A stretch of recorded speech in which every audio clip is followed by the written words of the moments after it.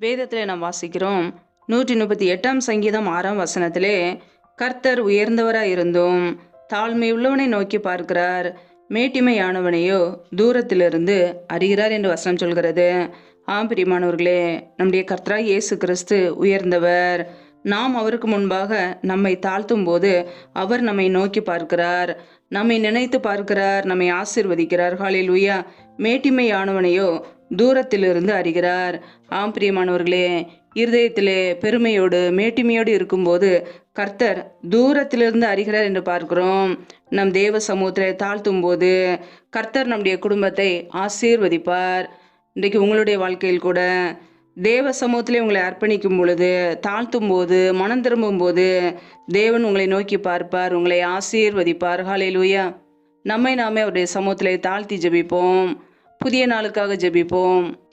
எங்களை அதிகமாய் நேசிக்கிற எங்கள் அன்பின் பரலோக தகப்பனே, எம்மை துதிக்கிறோம், ஸ்தோத்தரிக்கிறோம் அப்பா. இந்த புதிய நாளை காண செய்த கிருபைக்காக நன்றியப்பா. இந்த புதிய நாளிலும் புதிய கிருபைகளை கொடுங்க. இணைந்து ஜெபிக்கிற ஒவ்வொரு குடும்பங்களையும் ஆசீர்வதிங்க. பிள்ளைகள் என்னென்ன காரியங்கள், தொழில்கள், வேலைகள் செய்கிறார்களோ எல்லாவற்றையும் ஆசீர்வதிங்கப்பா.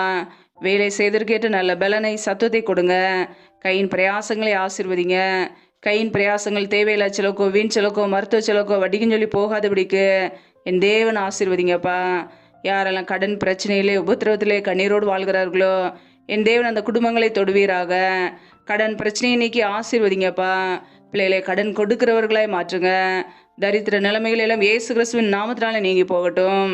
எந்தெந்த குடும்பங்களிலெல்லாம் வேலைக்காக ஜெபிக்கிறார்களோ பிள்ளைகள் படிப்புக்கேற்ற நல்ல வேலைகளை ஏற்படுத்தி கொடுங்கப்பா.